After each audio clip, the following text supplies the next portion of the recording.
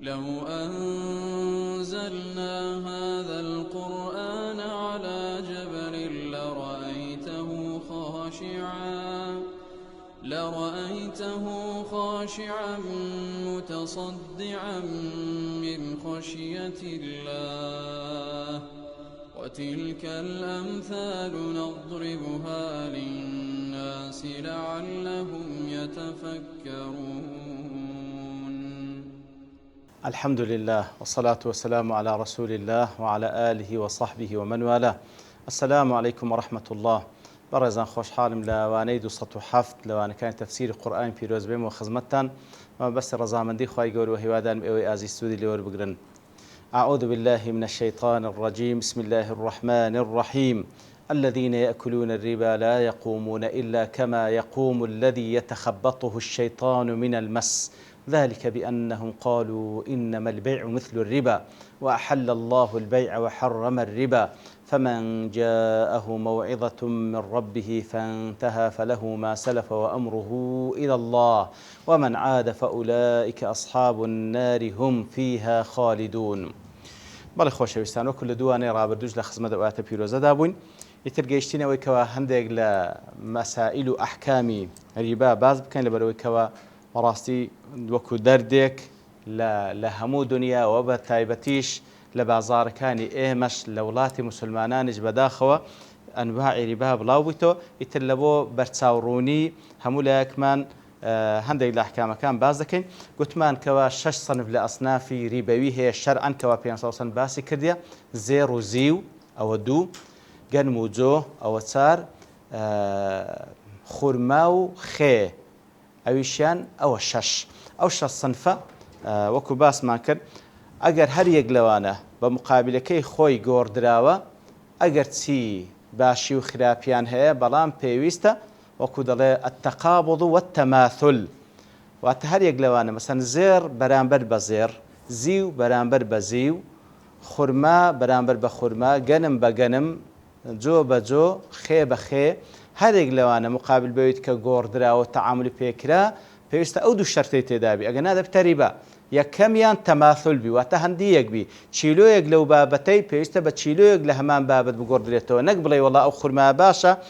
بە چیلۆیەک خورمای باش بە 2 چیلۆ خورمای خراپ دەگۆڕمەوە، نەخێر، کەواتە دەبی مقابلی یەک بی، 1 چیلۆ بەرامبەر بە 1 چیلۆ، و هەروەها یەدەن بەیەدیش بی، واتە دەست بەدەست، نەک ئەتوو ئەوڕۆ چیلۆی خورمای بدەیە سبەینێ یاخود پاش سەعاتەش کە چیلۆیەکە خورمای لێوەربگری، نا، پێویستە یەدەن بەیەد و هەروەها لە هەمان شێوەش بیتن، هەمان مقداریشی هەبیتن، هەمان مقداری. ئەدی باشە لەو حاڵەتەی چ بکەین؟ وەکو تەمەن حاڵەتی وا لە زمان 500 ڕوویدایە خورمای باش و خراپ هەیە، تەبەن گەرمی باش و خراپ هەیە، لەوانەیە زێڕیش ئەنواعی هەبیتن. بە هەر حاڵ خورمای باش و خراپ 500 فەرمووی ئەو خورمای کەوا خراپە دەتەوێت خورماکی باش پێ بکڕی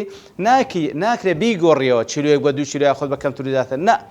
لەو حاڵەتەی بڕۆ بیفرۆشە، ئیتر بە پارەکەی بڕۆ لە خۆت خورما بزان چەندی پێدێ لە خورما چاکەی بەوەی پێ بیکڕە، کەواتە پێویستە ناکرێ بەرامبەر یەکتری. ئەگەر هەر یەک لەو ئەسنافانە بەرامبەر بە یەکتری لە صنفی خۆی گۆڕدراوە ئەوە پێویستە ئەو دوو شەرتەی تێدابێت: التەماثل والتەقابض. ئەوە یەک.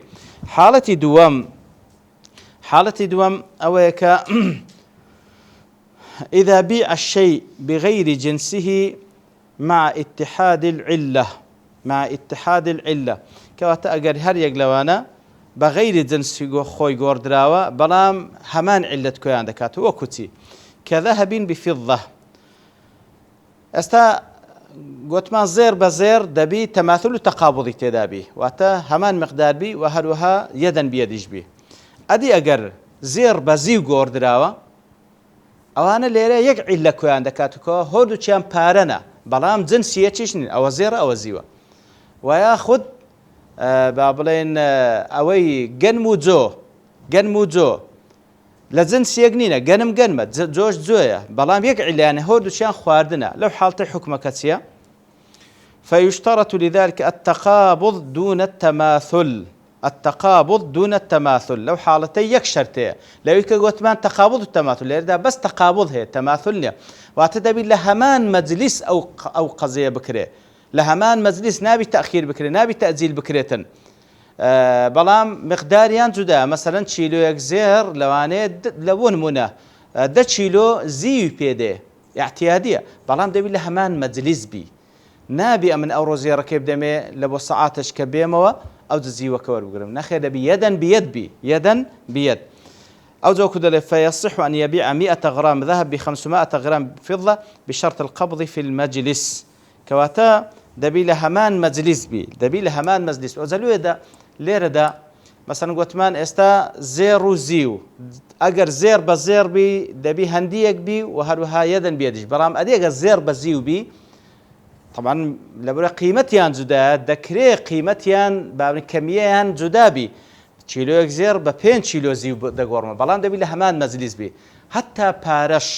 جا لێردا کە بەڕاستی غەڵەتێکە کە زۆر کەس توش دەبی بە نەزانیەوە یاخود هەیە دەزانی بەڵام تەساهولی تێدا دەکاتن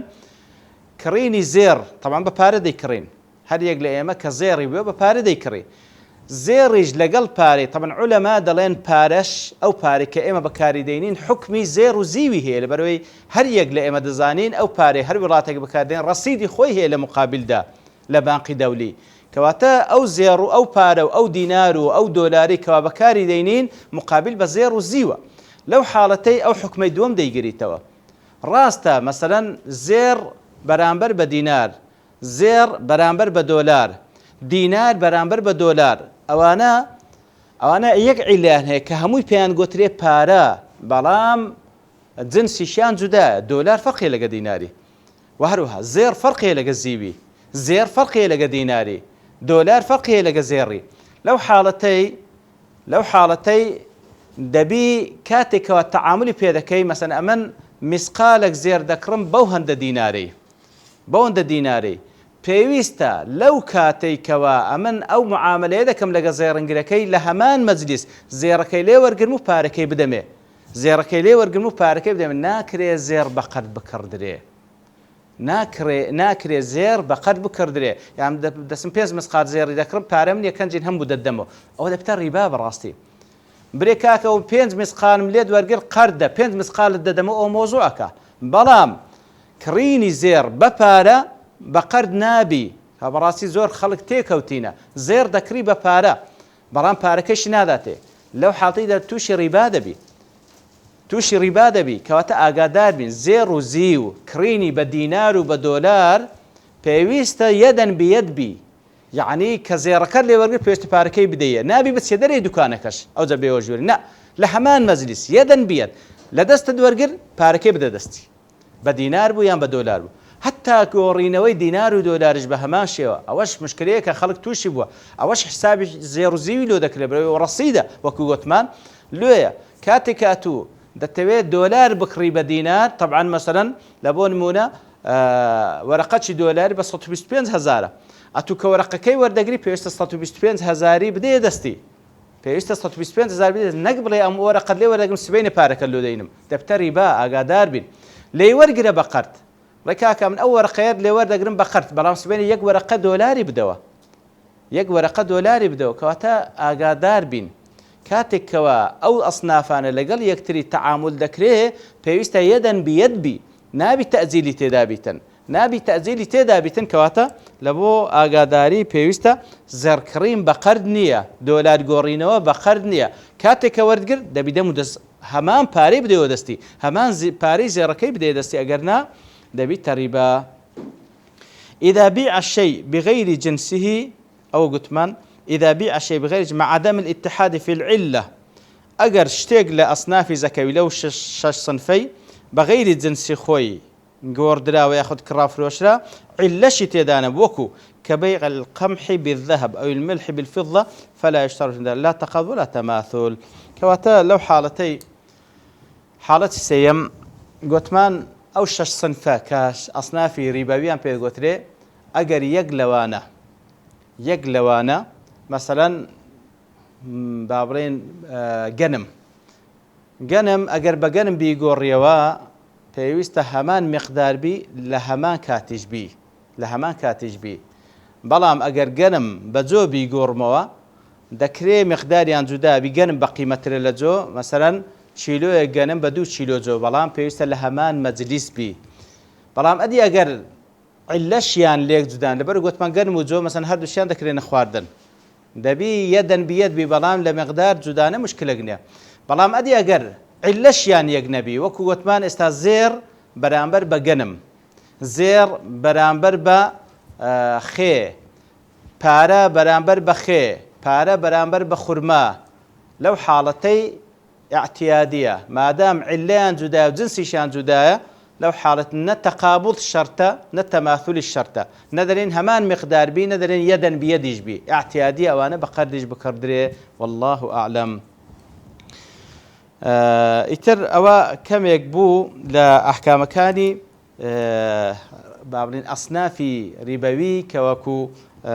طبعا زۆر شێوازی دیکەشەیە بەڵام ئەوەی کەوا زۆر مەشهورە پێویست و بزانین باسمان کرد. لە ئاەتی دواتر لەخوای گەورە فەرمی یەمحەق الله الربا ويربي الصدقات يمحق الله الربا خوای گەورە سبحانه وتعالى ڕیبا مەحق دەکا واتە بەرەکەتی ناهێلی و بەرەو لە ناوچوون دەیبا ويربي الصدقات بەڵام صدقات خێر و صدقات خوای گەورە بەرەکەتی دەخاتە ناوی زیادی دەکا والله لا يحب كل كفار أثيم الله سبحانه وتعالى هیچ کەسێکی خۆش ناوێت کە ئەو دوو صیفەتەی تێدا بی کەفار بی و ئەثیم بی کەفار سیغە مبالغەی کافریە ئەثیمیش سیغە مبالغەی ئاثیمیە ئەو کەسێک کە زۆر کافرە زۆر گوناحبارە خوا خۆشی نایە سبحانه وتعالى دیارە ئەو کەسێکەوە تعامل بە ریبا دەکا و پێشی حەلالە پێ کافر دەبی و ئەوەی کەوا تعاملیش پێ دەکات دەستانی حرامە ئەوە هەر بەس گوناحبارە بەڵام تووشی گوناهی گەورە بۆ خوا پەنامامدا ئیتر خوای گەورە نە کافری خۆش دەوێ نە گوناحباری خۆش دەوێ بەڵکو ئیمانداری خۆش دەوێ و چاکەکاری خۆش دەوێ و هەروها کەفار لە وەکوتمان کە سیغە مبالغەی کافر ئەو کەسێکەوە لە کوفر لە ستر و تەغتیە هاتێ عاتەن کافر ئەو کەسێکەوە نیعمەتەکانی خوا بەسەریدا ستر دەکا و ئیعترافی پێ ناکە ئیتر خوای گەورە کەسێکی خۆش ناوێ ئیعتراف بە نیعمەتەکانی خوا نەکا سبحانه وتعالى ئیتر ئەوەی کە بە حسابی عەقل بی ڕیبایە مایەی زیادبوونی ماڵ لەبەرەوەی مەسەلەن 1000 ناددا 1500 وەردەگریتەوە و بە حسابی عەقل بیتن سەدەقەیە کە دەیبەخشی هیچی نایەتەوە جێ بەڵام بەعەکسەوەیە خوای گەورە دەفەرمی خوای گەورە ڕیبا لەناو دەبا بەڵام سەدەقات زیاد دەکا فعلا هەرواشە بە واقع و طبعا ئەوە با بڵێن فەرموودەی خوا سبحانه وتعالى واقعیش لەمان دەسەلمێنی ئیتر پێ لە حەدیثێکدا کەوا ئیبن ماجە و ئیمام ئەحمەد ڕواتیان کرد عەبدوڵڵای کوڕی مەسعود دەجێڕێت خوای لێ ڕاد دەفەرمی پێ فەرمووی الربا وإن كثر ڕیبا ئەگەر ظاهرا بەرەو زۆریش بڕوا فإن عاقبته تصير إلى قلة بەڵام عاقبەتەکەی هەر بەرەو کەمبوون و بەرەو زەرەر و بەرەو لە ناوچوونە تەماشاکە ئەو بانقانەی کەوا ڕیبا دەکەن هەمووی ئیفلاس دەکات لە نەتیجەدا ئەو شەخصانی کەوا تەعامل بە ڕیبا دەکات هەموو لە نەتیجەدا ئیفلاس دەکەن و بەرەو ئەو حاڵتە دەڕۆن وەکو خوای گەورە لە ئاتیەکەم باسی کرد و لە حەدیثێکیشدا لە مقابل ڕیبادا باس سەدەقە کە ئیمام بوخاری ڕواتی کردێ ئەبی هورەیرە دەجێڕێتەوە پێ دەفەرمی من تصدق بعدل تمرة هەر کەسێک ئەگەر سەدەقەیەک بکە بە قەد خورمایەک بی من كسب طيب لە ماڵێکی حەلال ولا يصعد إلى الله إلا الطيب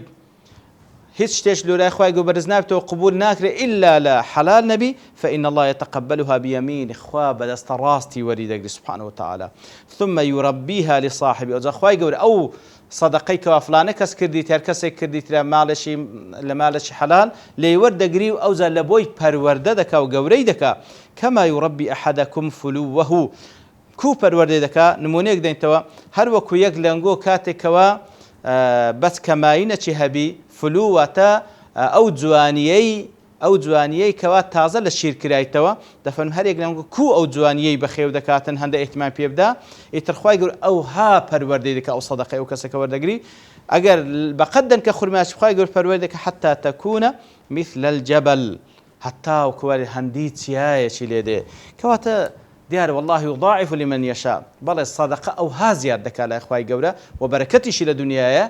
و دڵخۆشی خاوەنەکەی و دیار لە مقابلیشدا ڕیبا ئەگەر بە ظاهرن بەرەو زیادیش بچی هەم لە دنیاش بەرەکەت تێدانێ خوای گەورە بەرەکەتی بەدێ و تووشی خەسارەتمەندی دەبی تووشی ئیفلاس دەبی لە قیامەتش لا يقوم إلا كما يقوم الذي يتخبطه الشيطان من المس و هەروەها سزاشی لە جەهەنەمی خوا پەنامان بدا لە خوای گەورە دەپاڕین و لەو کەسانی من کەوا ئاەتەکانی خوای گەورە دەبیستین و کاری پێدەکەین و دەبیتە حجە لە بۆمان نابیتە حجە لە سەرمان وصلى الله وسلم على نبينا محمد وعلى آله وصحبه أجمعين وآخر دعوانا أن الحمد لله رب العالمين. لو أنزلنا هذا القرآن على جبل لرأيته خاشعا متصدعا من خشية الله